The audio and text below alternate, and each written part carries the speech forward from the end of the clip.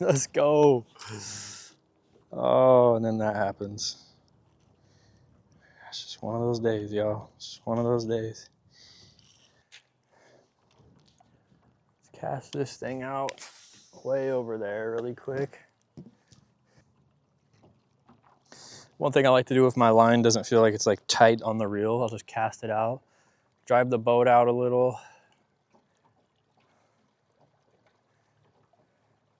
Just keep driving until I get about halfway down the line and I start reeling.